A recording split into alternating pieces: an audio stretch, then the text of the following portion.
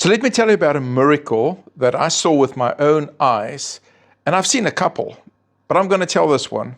You might believe this, you might not believe this, you decide, but this is what happened. I remember it was the morning of Saturday, the 21st of August, 2010. What's that? 16 years ago. At that moment in time, I resided in Pretoria in South Africa. So our church worked in partnership with some of the churches in Mamelodi in Pretoria, South Africa. It's a black township just northeast of Pretoria.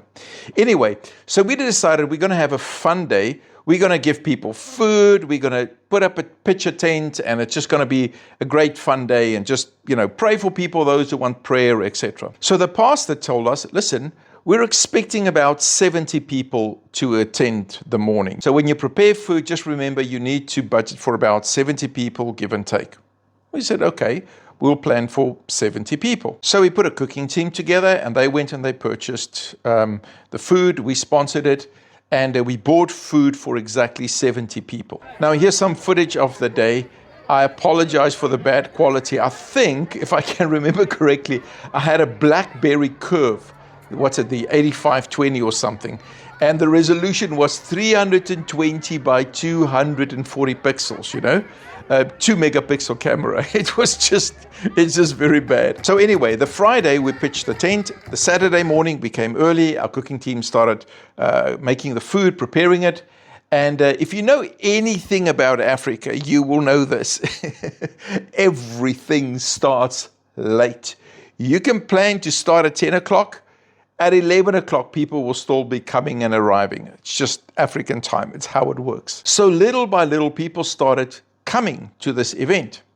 And an hour went by, and eventually we decided, listen, we're going to start dishing up the food. In any case, so the people stood in a line, and we had our plates, and we started dishing the food. And after about 40 minutes or so, I remember the leader of our cooking team came to us, and his eyes were like this. He was excited, he was perplexed, he was amazed, he was everything at once. And he said to us, you will never believe what just happened. He said, you guys know we prepared food for 70 people, right? He said, as they started dishing up food for people, they saw more people coming and more people coming, and they're doing a head count, and they're realizing, listen, we do not have 70 people here. We have much more than 70 people in this line. And he said to the cooking team, guys, we got to pray for a miracle today because we do not have enough food for all these people. So they just prayed. Simple prayer on the go. Lord, you need to do a miracle. We don't have enough food. They kept on dishing and dishing. And at the end of the day, they dished food for 130 people. Now, we bought food for 70 people exactly. That day, we fed 130 people.